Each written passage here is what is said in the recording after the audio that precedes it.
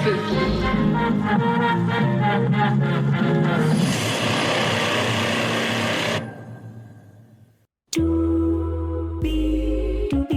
Hey everybody, welcome to this episode of Appendages. It is June 2025, and I'm Brian. And I'm Rod. And we have Appendages, Tubi edition, from the Wrong Podcast Died. And on the Wrong Podcast Died, we are two horror fans that talk about movies and pop culture events. But at the beginning of the day, we're horror fans. Absolutely. This month, like every month, I'm going to do 4 horror films or horror adjacent films. And Rod's going to do 4 movies from different categories. And we hope that you go to Tubi and check these movies out. And if there's something on Tubi that you watch that you think, why didn't these dumbasses put this on their list?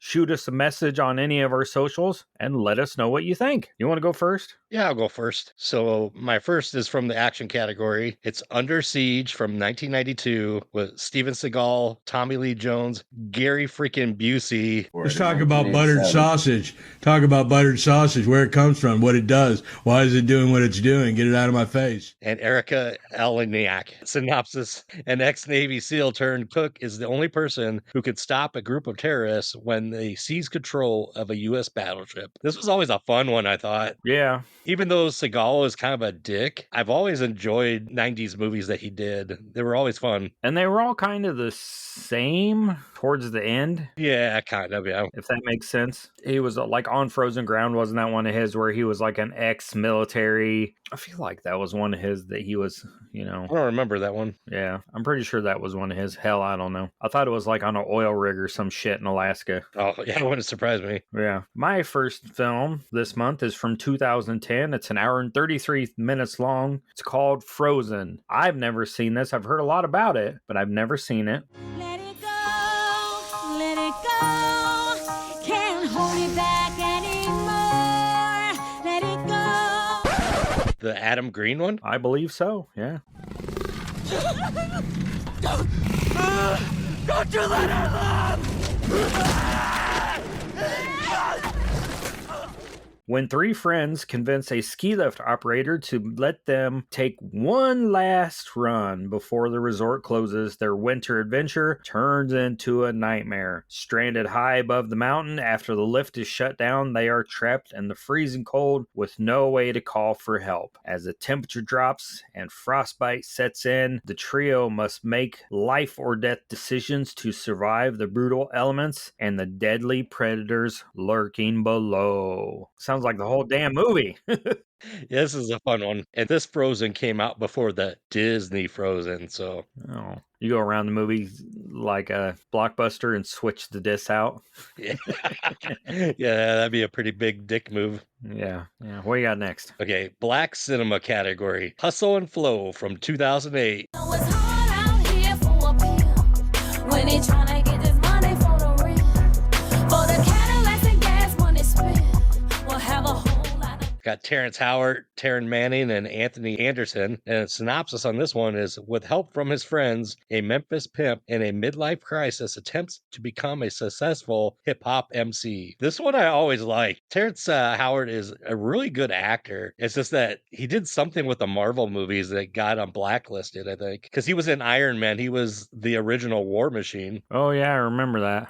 Because then it was Don Cheadle after that. Don Cheadle, yeah. Cheadle, do. There's so many damn Marvel movies, it's hard telling. My next film is from 2017. It says it's a horror comedy. I don't think this is funny at all. It's an hour and 44 minutes long. It's called Get Out. I guess there is some comedic elements to it when his friend's like, what are you doing visiting these white people? You should never take my advice. Like what? Like, don't go to a white girl parent's house. She doing licking your balls or something? Yeah, bye. You know what I'm saying, Chris? The friend that works for the TSA. Yeah.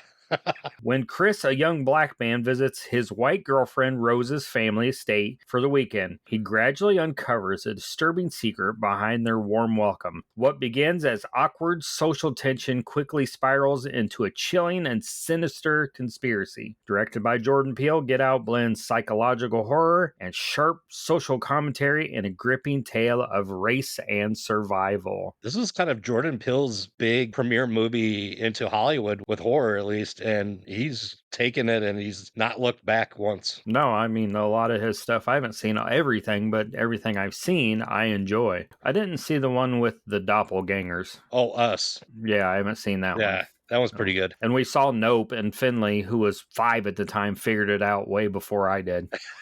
She had 10 minutes into the damn movie. She had it figured out. I'm like, damn it. You ruined it for me.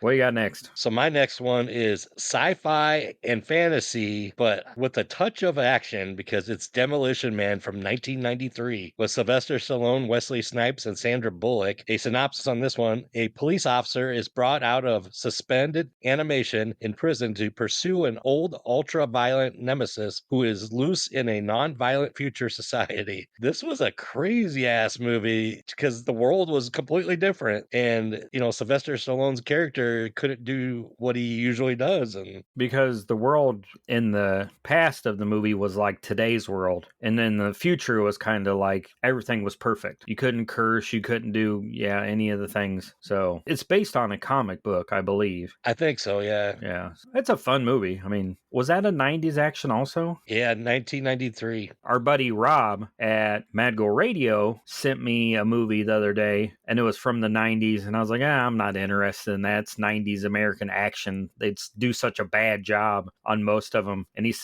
think he said it's from the Philippines. I said, well, why didn't you tell me? They did a lot of the action movies in Asia and the Pacific over that way during that time period. Did amazing. It's kind of like we were talking on I Like It Spooky, how Flesh Eating Mothers, which was an episode we did not too long ago, those people from the Sadness had to see Flesh Eating Mothers, right? Yeah. And Clint even said, if they're living in the 80s now and it's 2020 here, let's go there. Right. I don't remember. Was the Sadness Vietnamese maybe? Or Korean? Korean or Japanese. I can't remember. I think it was Korean, but I thought, well, let's go there and relive the 80s. Korea and Japan just know how to put out horror movies. Yeah. My next one from 1985, another horror comedy, an hour and 34 minutes long. It's called Cat's Eye. And this is actually PG-13. I did not know that. Cat's Eye is a horror anthology film directed by Louis Teague and written by Stephen King. Based on several of King's short stories, the film weaves together 3 suspenseful tales linked by the journey of a mysterious stray tabby cat. I don't remember that. It's been forever since I've seen this. The parts that I remember the most is the guy trying to quit smoking, and then he gets put into this room where he gets shocked. And then I remember the little troll thing that gets on the girl and tries to steal her breath. And that's Drew Barrymore. Yep. The little girl, yeah. That's the only part I remember the whole damn movie. I think there's one more part. I don't remember. I thought maybe a guy walks off on the ledge, but maybe that's the part with the guy trying to quit smoking. I don't remember. So that sounds like something we need to check out then this month, right? Yeah, absolutely. What do you got for your last movie this month? My last one comes from the thriller category, and I'm not sure why it's thriller because it's kind of drama, but it's Jackie Brown from 1997. Got Pam Grier, Samuel L. Jackson, Robert De Niro, Bridget Fonda, Robert Forster, and it's directed by Quentin Tarantino. So it's just a star-studded cast. The synopsis on this one is a flight attendant with a criminal past gets nabbed by the ATF for smuggling. Under pressure to become an informant against the illegal arms dealer she works for, she must find a way to secure her future without getting killed. This is one of the Quentin Tarantino movies that I feel doesn't get talked about enough. You get a lot of Pulp Fiction, always. That seems to be everybody's go-to. Kill Bill. I'm more of a fan of Reservoir Dogs. That's probably my favorite Tarantino film. That's so simple, though, Reservoir Dogs. Don't you feel like it's just a simple premise? It's one location almost. It's almost a stage play. Kind of, but it's one of his earlier ones. So. Well, what's your last one? Oh, my last one. Wait a minute. What? Or should we go and talk about our podcast network, the PFPN? No, let's not. No. We talk about them enough. Oh, okay.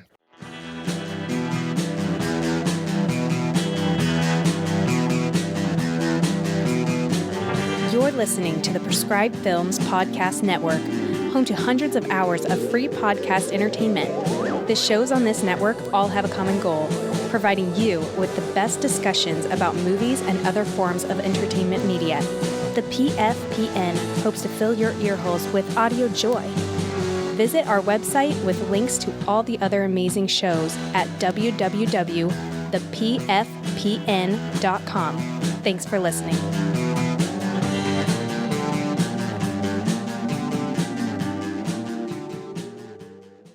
Now that we've heard from our podcast network, it's time for my final film for Tubi Appendages, June 2025. And if you fell asleep during our podcast network bumper, this will wake you up. It's called Never Sleep Again, The Elm Street Legacy. It's from 2010. It's 4 hours long. Lord have mercy. Never Sleep Again, The Elm Street Legacy. It's a 2010 direct-to-video documentary film that chronicles the entire Nightmare on Elm Street franchise except for the 2010 remake. The documentary also explores the rise of New Line Cinema. Have you seen this? 4 hours long. Yeah. Lord have mercy. Was it good? Yeah, it's pretty good, pretty informative. You get quite a few actors from the franchise. Of course, not Depp. Johnny Depp never talks about part one. Really? I don't get it, but it's good. It goes in depth in every single movie, even the Freddy vs. Jason movie too. Oh, the remake was the one with the guy from The Watchmen. Yep. And I like him in The Watchmen. I don't know. How are you going to remake Nightmare on Elm Street? Or I mean, I guess they did remake Halloween, and there's some people that like the Rob Zombie Halloweens. There are a handful of people that like the Friday the 13th remake. It's different because Freddy is such a huge character. Like, he has so much personality compared to Jason or Michael, Leatherface, even Pinhead. I mean, none of those even combined have as much personality as Freddy Krueger. Well, and we've talked about this in the past, I think. Jason's just a person in a mask. Michael's a person in a mask. Leatherface is a person in a mask. I know actors have played those people, but Freddy Krueger is Robert Englund. Right.